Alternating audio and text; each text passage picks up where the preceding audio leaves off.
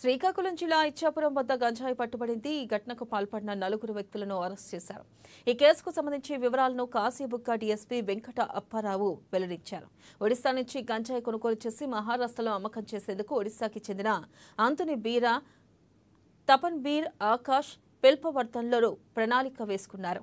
ఇక ఈ మేరకు ఒడిశాలో 21 కేజీల 610 గ్రాముల గంజాయిని కొనుగోలు చేశారని చెప్పారు.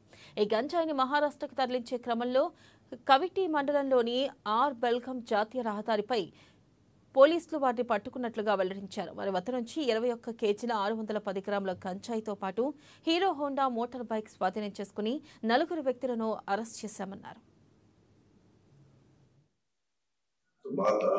ఎస్ఐ గారు రాబడిన సమాచారం మేరకు 9 o'clock కి మార్నింగ్ 9 o'clock కి అక్కడ 4 వ్యక్తులు పట్టుకున్నారు.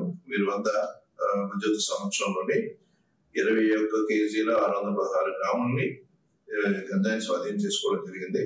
4 మొబైల్ ఫోన్లు, అదేవిధంగా ఒక హీరో గ్రామన్ మోటార్ సైకిల్ కూడా తీసుకొచ్చుకోవడం జరిగింది. ఇందులో మొదటి వ్యక్తి A1 ఆంతోనీ బీరా, అశోక్ హైవాల్ అనే వ్యక్తితో మహారాష్ట్ర జలన్ ఏరియా అనే వ్యక్తితో పరిచయం ఉంది.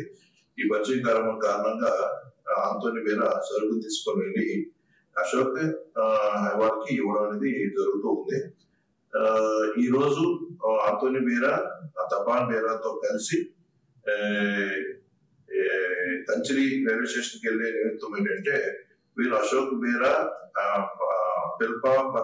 ఆయన బెల్గాం జంక్షన్ జరుగుతుండగా వాళ్ళందరూ కలిసి railway station Kanchi railway station చేరి జలాన్ ఏరియా మహారాష్ట్రలో ఉంటున్న అశోక్ హైవాల్ కి ఇద్దామనే ఉద్దేశంతో ఈ రోజు ప్రయాణం చేస్తున్నారు.